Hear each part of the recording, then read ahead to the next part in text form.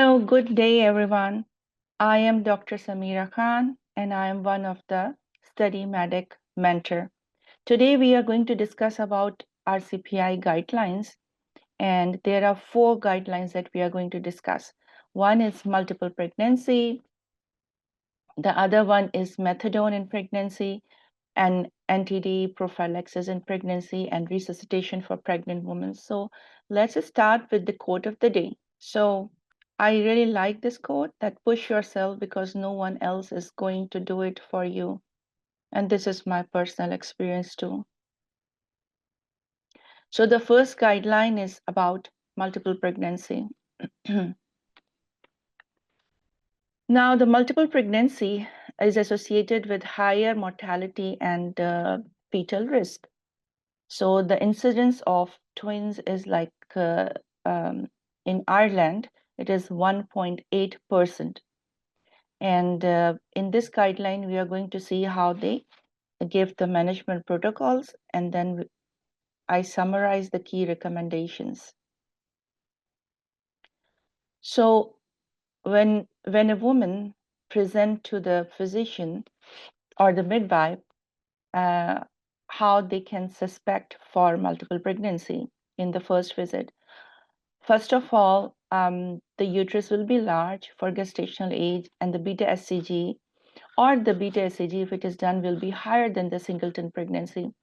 And then after that, there will be ultrasound confirmation. And in ultrasound confirmation, especially in the first trimester before 14 weeks, you have to determine the chronicity and amniosity.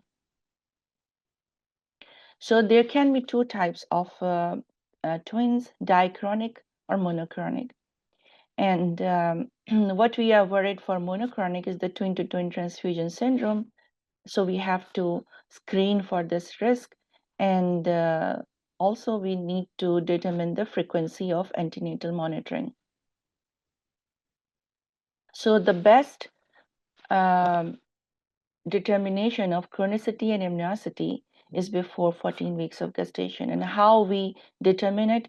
We determine it by the number of placental masses, the thickness of the intertwined membrane. And so there is, although it is not written here, but if it is like the intertwined membrane between the 2 twins, if it is more than 2 millimeter, this is the indication of di twins. And if it is less than 2 millimeter, then it's indication of monochronic twin. So the cutoff is 2 millimeter. So after 14 weeks, if the patient comes to you and she has no ultrasound determination before 14 weeks, what you can do? So you will look at the fetal sex. If the discordant sex, like boy and girl, they are mostly di. But concordant twins, like the same sex twins, it can be monochronic and dichronic. So this can be a problem. And as you know that the 2 placentas, if you can see separately, it's great. But sometimes they fuse and they look like monochronic. So what you should do, if you are in doubt, you should assign the pregnancy as monochronic pregnancy and follow it up as mono. So in booking visit, you determine the chronicity, then the follow-up will be the serial growth scans every 4 weeks, starting from 24 weeks if it's a dichronic diamniotic pregnancy, and every 2 to 3 weeks in monochronic and diamniotic, starting from 16 weeks, which is usually the screening for twin-to-twin transfusion syndrome and growth scans. So what can be the complications? So what can be the complications of, generally speaking, a twin pregnancy? Preterm birth, which is generally higher in all kind of twins, di or mono. Fetal growth restrictions, generally high. Twin-to-twin transfusion syndrome is particularly in monochronics. Increased maternal risk, like which is generally speaking in all multiple pregnancies, hemorrhage, proteinuric hypertension like preeclampsias and eclampsias, and gestational diabetes is higher in multiple pregnancy, plus intrapartum complications and postpartum PPH. So talking about preterm risk of preterm delivery. According to the ASPIRT study findings, the 5% of monochronic and 1.5% of dichronic twin deliver between 24 to 28 weeks, and 20% of mono and 7% of di twins deliver before 32 weeks. So these two figures are given in the guideline, and sometimes they are asking in the exam about these figures too. So at the cervical length less than 20 millimeter, at 15 to 24 weeks scan, which is usually the scan for, including the scan for an anomaly scan. So if you are going to check the cervical length and it is less than 20 millimeter, then 50% will deliver preterm.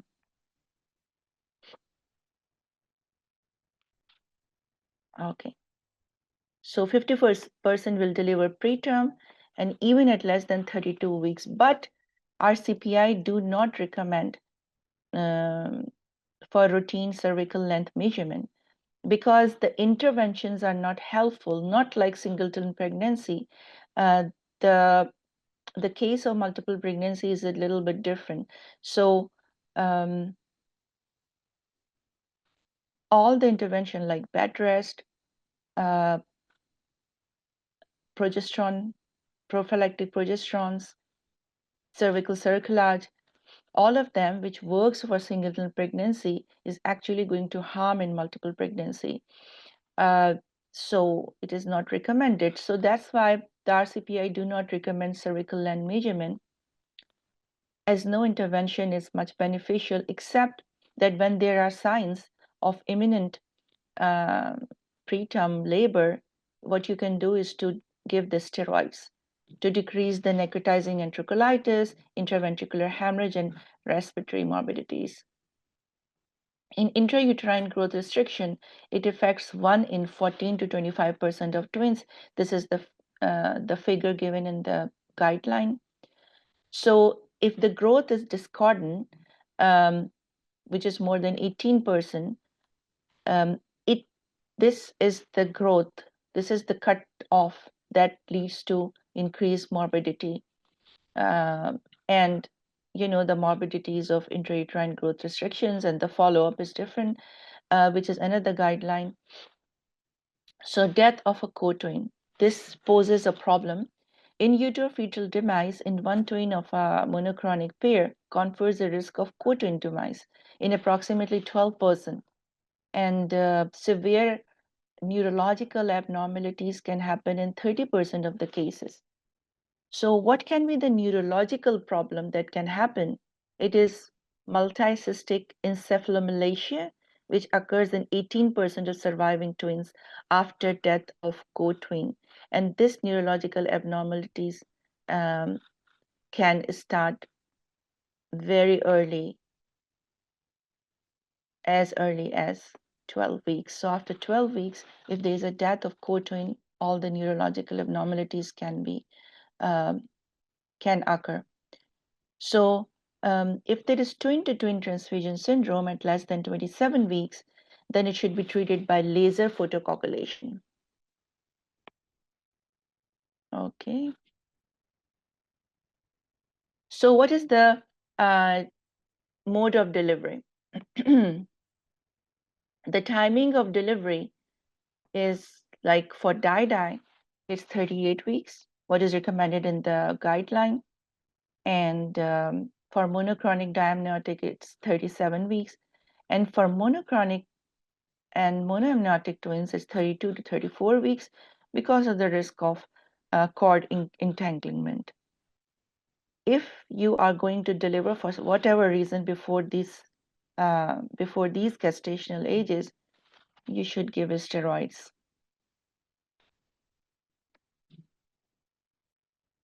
So, the vaginal delivery is possible in 72% of the twins if the first twin is cephalic. At vaginal delivery of first cephalic twin, there is 4% chance of second twin to go for cesarean section. And it is and what will be the indication for C-section? Malpresentation or complications. So it is like in RCP recommends the individualized approach for this. So multiple pregnancy requires specialized care. Chronicity determines the management, and regular monitoring will improve the outcome. So let us do a little bit like few SBAs related to the guideline.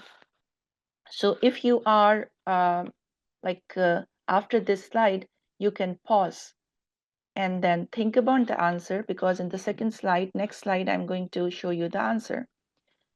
So let's start. What is the recommended timing of delivery for monochronic dichronic twins?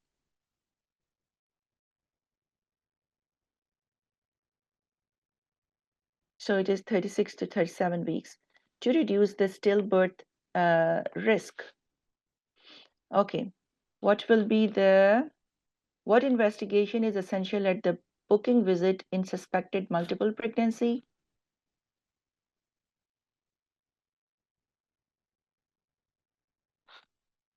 So the best option is determining the chronicity,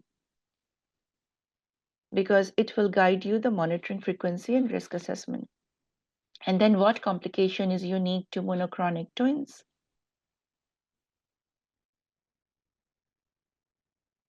Is twin-to-twin transfusion syndrome, and it is unique to monochronic twins due to the shared placental vessels. Okay, what is the recommended frequency of growth scans in dichronic twins? Every 4 weeks.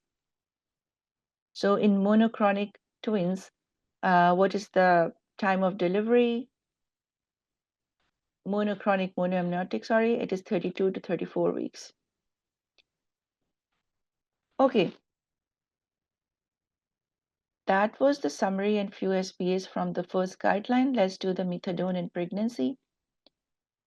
So the opioid use like heroin, fentanyl, and some prescription drug misuse like oxycodone can cause preterm deliveries. It can cause intrauterine growth restrictions and neonatal mortalities. So, and if someone withdraw from these opioids, this is also not good, because it can abrupt withdrawal can cause fetal death and preterm deliveries also. So what is the solution? The solution is methadone. Methadone is opioid agonist, and it is given as 1 milligram per ml solution. You have to titrate the dose. So methadone is recommended for opioid dependence in pregnancy. And what is the benefit? It reduces the relapse risk compared to the detoxification. So, but it requires coordinated multidisciplinary care. So initially, we are going to assess the history of the patient, and especially the history of substance use, and confirm the pregnancy, and then also do the baseline antenatal investigation, the routine one, plus the HIV, hepatitis B and C screening, as any patient who is using illicit drugs, the STD screening is must for them. So stabilize, what is the benefit? That it stabilizes the opioid level, it prevents withdrawal and relapse, it improves the compliance of the patient and the risk of illicit drug exposure. So we always have to start methadone under supervision. So we need to admit the patient at least for the first 2 weeks are crucial. um, to look for the side effects and any detoxification or the requirement for a higher dose. So you have to try to titrate the dose gradually, and we should never go for rapid detoxification because it can lead to preterm delivery, as we saw. So take methadone on empty stomach because it can cause nausea and vomiting. And if there is methadone overdose, then what will be the sign and symptoms? There will be profound respiratory depression, pinpoint pupil, hypotension, circulatory failure, pulmonary edema, coma and death, and mydriasis, which is the pupil dilatation, which will be replaced by meiosis, which is pinpoint pupil, as asphyxia intervenes. So if a woman presents with no record of opioid use, then you have to perform, and the patient comes to you and she has no record of the opioid use, and she claims that she is using it. So you have to take the supervised urine sample, and if it is positive, you start methadone. Or you are seeing the sign and symptoms and your examination revealed that she's having opioid withdrawal symptoms. So at that time, you can give 20 milligram of methadone, then 10 milligram every 4 hours. The maximum dose for the first 24 hours is 40 milligram. Then on day 2, if needed, 10 milligram Q4 to 6 hourly, maximum is 60 milligram. So the steady plasma level reaches in 7 to 10 days. So the woman mortality depends on the concurrent use of benzodiazepine and alcohol. So you have to make sure that the woman is not using it. So the regular antenatal visit in maintenance clinics or primary physicians like the GPs. The supervised urine toxicology, whenever you need to take a urine sample, it should be supervised. Monitor the fetal growth and well-being, and do not lower the dose in pregnancy to decrease the neonatal abstinence syndrome or withdrawal syndrome. Um, and you should instruct the patient the same thing. In third trimester, dose may need to be increased, and it is a multidisciplinary team input. So what happens in dose adjustment that in second and third trimester, usually there is increased metabolism, and to avoid nausea and vomiting may require to. That's why in second and third, especially in third trimester, you might require to increase the dose, and to avoid the nausea vomiting, you may require to split the dosing. Consider antiemetics and or the other brands. So adjust the dose based on withdrawal symptoms. So if the woman vomits in 30 minutes, you have to repeat the dose. If she vomits within 10 to 30 minutes, then half the dose. If she vomits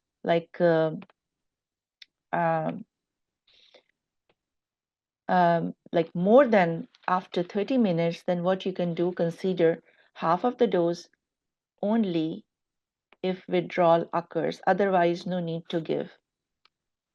Only if withdrawal occurs. So intrapartum care. So during labor, the methadone should continue, and we should avoid giving the opioid antagonist like naloxone. And we have to provide adequate analgesia like any other patient, any other woman in labor. Actually, she might need a higher dose and the multidisciplinary support. So the neonatal consideration is the risk of neonatal abstinence syndrome is there. So you have to monitor the neonate closely, and breastfeeding is encouraged, and women should be advised not to wean off abruptly because it can actually lead to neonatal abstinence syndrome. So in the guideline, there is an appendix 3, which is talking about the giving a score um, for the opioid withdrawal. And according to the score, we manage the patient. So initially, you have to circle the number, and you don't have to memorize this, but you should have an idea that it depends upon what you have to check. You have to check the pulse rate of the patient, and then you give number according to the pulse of the patient. And then you have to check the sweating over past half an hour, and which is not due to other causes, and then you give the number. The restlessness observed while you are assessing the patient, pupil dilatation, like pupils slightly larger than normal, um, then give 1, pupils moderately dilated 2, and so on. GI upset over the last half hour, you give the number, and the tremors, you give the number for it. Yawning a lot, you give the number. Anxiety or irritability, you give a number for this. Bone or joint aches, you give a number. Runny nose or tearing, and you give a number. Goosebumps, which is also called goose flesh skin, you give a number. So according to the total score, and you see the score, if it is 5 to 12 is mild, and the withdrawal symptoms, 13 to 24 is moderate, and 25 to 36 is moderately severe, and more than 36 is severe withdrawal symptoms. So what's the conclusion? Methadone is safe and effective in pregnancy and requires dose adjustment and close monitoring, and multidisciplinary approach improves the outcome. So let's talk about some of the SPAs. What is the preferred treatment for opioid dependence during pregnancy according to the RCPI guideline? Methadone for sure, and it is first line treatment. It reduces the relapse and prevent withdrawal because rapid detoxification is not safe. Why methadone dose adjustment be necessary during the second and third trimesters? Because the maternal metabolism and plasma volume will be increased. That's why split dosing or higher doses may be required. Which of the following should be avoided in labor for a woman in methadone? Naloxone. Because it precipitates the withdrawal not only in mother but also in fetus, so it should be continued. What is the main neonatal risk associated with maternal methadone treatment? Neonatal abstinence syndrome. So they require monitoring, but it is not teratogenic. Which of the following statement about breastfeeding while on methadone is true?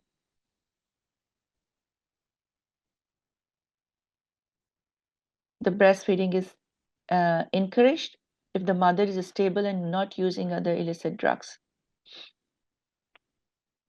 So we'll talk about anti-D prophylaxis in pregnancy. So the anti-D immunoglobulin prevents the RHD alloimmunization, but it is essential in Rh negative mothers with Rh positive fetuses. What is the meaning of RADIP? Routine antenatal anti-D prophylaxis. And in Ireland, 2 anti-D products are available. One is Reno Native, which is 625 international unit, and it is coming in 1250 international unit vials for intramuscular use only.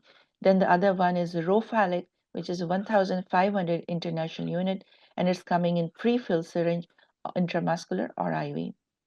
So initial antenatal care is you have to check for this is routine for all maternal blood group and Rh status. If you find the woman to be Rh negative, then you have to do the antibody screen. So you have to plan the anti-D prophylaxis if the antibody is negative and she's not sensitized. So what is the indication for anti-D? Not only routinely at 28 weeks, you will give routine prophylaxis, but after sensitizing events, within 72 hours of delivery of Rh positive infant, after termination of pregnancy, either it's medical or surgical, ectopic, all ectopics, whether you are doing the medical management or the surgical management or conservative, but all ectopic diagnosed should be given anti-D according to the RCPI guideline. And threatened or complete miscarriage after 12 weeks, but you have to give before 12 weeks also if the bleeding is heavy or repeated and associated with pain.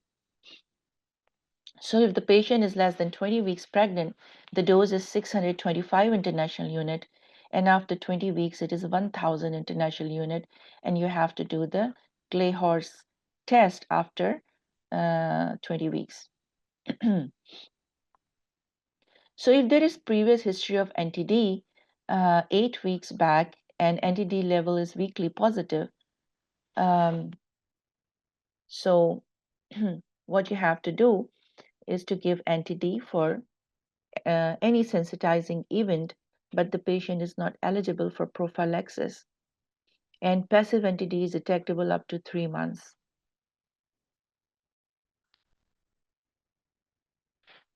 So what is the routine prophylaxis? At 28 weeks, give 1,500 international unit NTD intramuscular. What is the alternative? 2-dose regime, 28 weeks and 34 weeks. Repeat the antibody screen before prophylaxis. So what are the sensitizing events that require NTD? So the vaginal bleeding, which can be miscarriage, antepartum hemorrhage, abdominal trauma, procedures like amniocentesis, chronicular sampling, amniocentesis, and ECV, external cephalic version, intrauterine death, or stillbirth. So for postpartum prophylaxis, check the newborn blood group, and if the patient is and if the baby is Rh positive, give 1,500 international unit to the mother, and this is the NTD that covers around 15 ml of fetal-maternal hemorrhage, and you have to administer within 72 hours of birth, and even if it was not given in 72 hours, you can give it within 10 days. So at least 1,250 international units should be given postpartum. And what happens, 0.3% or 3 in 1,000 pregnancies can have large fetal-maternal hemorrhage more than 15 ml, which is not covered by 1,500 international unit. So let's see that although the 50% of large fetal-maternal hemorrhage, which is more than 15 ml, occurs without risk factors, but some of the risk factors that we know is abdominal trauma in third trimester, unexplained hydrops fetalis, abruptio placenta, chodocentesis, ECV, multiple pregnancy at delivery, stillbirth and IUFT, and instrumental deliveries and cesarean section, manual removal of placentas. So what is the recommendation for Clay-Hot testing? If you are giving NTD less than 1,250 international unit or any dose with risk factors that we just discussed, and once the Clay-Hot test shows fetal-maternal hemorrhage more than 15 ml, then you have to give the NTD according to the how per ml, like you have to give the dose of 125 international unit for each ml of fetal-maternal hemorrhage present. So fetal-maternal hemorrhage is when you will see the hemoglobin F containing cells in mother. This is how you calculate, and it should always be calculated in ml. It may not be possible to obtain the RHD type of fetus following an intrauterine death if the baby is IUFD or delivery of a macerated fetus. So what you should do? So in this instance, you have to give NTD to the mother and do Clay-Hot test to exclude a spontaneous fetal-maternal hemorrhage. And so generally speaking, maternal blood should be taken for repeat blood group and ABO and D grouping prior to NTD. And if fetal-maternal testing is performed, the sample should be taken after a gap of 1 hour following delivery, so that you allow the time to disperse the fetal hemoglobin containing cells. So a further antibody screen on the maternal sample at delivery is not advised, because it is not possible to identify if the NTD is due to the prophylactic or due to the provoked immune response. So the Kleihar-Badke test is a screening test and is performed after delivery or major sensitizing event. It detects fetal-maternal hemorrhage. So it ensures the adequate NTD dose. So, so if this test or the quantitative test for fetal-maternal hemorrhage shows that fetal-maternal hemorrhage volume exceeds that covered by the postnatal dose, then additional NTD must be given, like we already discussed.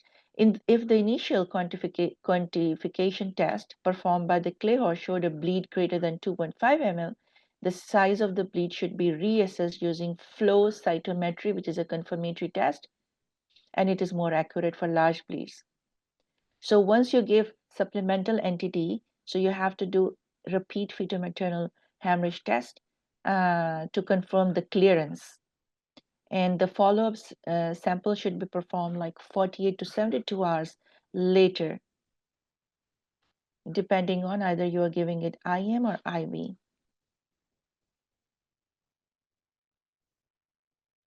So if you find in the quantification test that the total bleed exceeds the contents of 2 intramuscular injection, like the bleed is more than 24 ml, then IV is advised.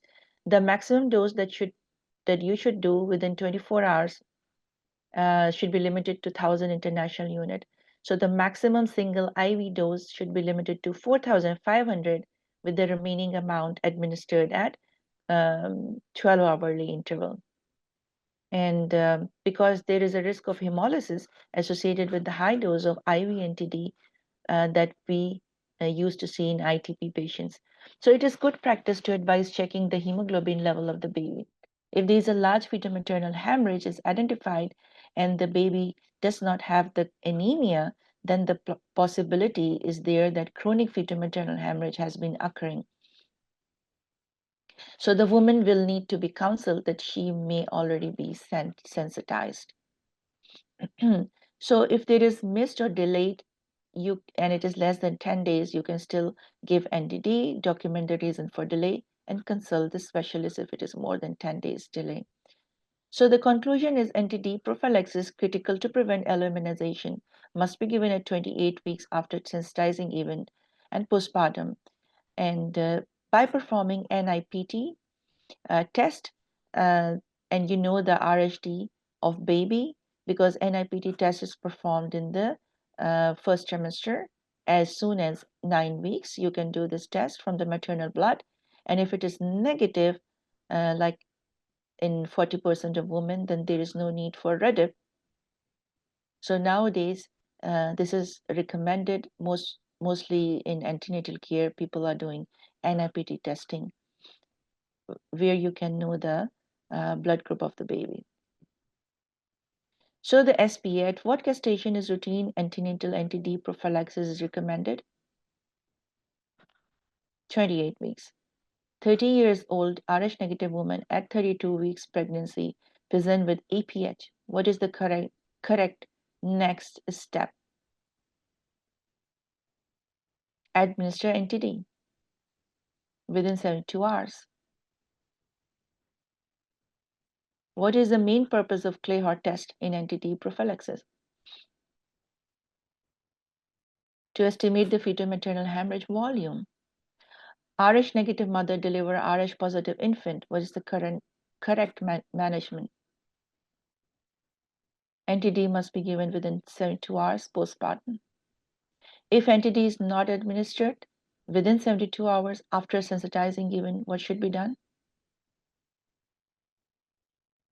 You can give up to 10 days. Now, resuscitation for pregnant women, it's a small guideline. And so what is maternal collapse? Acute event causing loss of consciousness. And it may be cardiac, respiratory, or neurological cause. And in UK, the incidence of cardiac arrest is 1 in 20,000 to 1 in 30,000. In US, it is 1 in 12,000. And out of them, 59% is the survival rate. So what will be the initial response? call for help, activate emergency team, assess safety of mother, begin ABC approach. So what can be the causes of maternal collapse? Cardiac arrhythmia, myocardial infarction, cardiomyopathy, aortic dissection, respiratory pulmonary embolism, asthma, anaphylaxis, in obstetric hemorrhage, eclampsia, amniotic fluid embolism, hypoglycemia, epilepsy, sepsis, and the differential diagnosis of cardiac arrest is like few H's and few T's, which you can see that hypoxia, kalemias, hypothermias, hydrogen ion acidosis, hypoglycemia, tension pneumothorax, tamponade toxins, and trauma. You can always pause the video and have a. Okay, so if the oxytocin is given more than 5 international unit bolus, it can cause vasodilatation and negative inotropic effect on the heart, so maternal collapse can happen. And local anesthesia like xylocaine also can induce cardiac arrest, so the treatment is lipid emulsion. So you have to secure IV access with large gauge cannula, and alternative is the intraosseous in proximal humerus, which is preferred to avoid cable compression, but you can also do it in proximal tibia or use the central line access, central venous line access. So how you will do the ABC management: ensure clear airway, intubate if needed, breathing, give 100% oxygen, assess ventilation, circulation, IV access, CPR, left uterine displacement.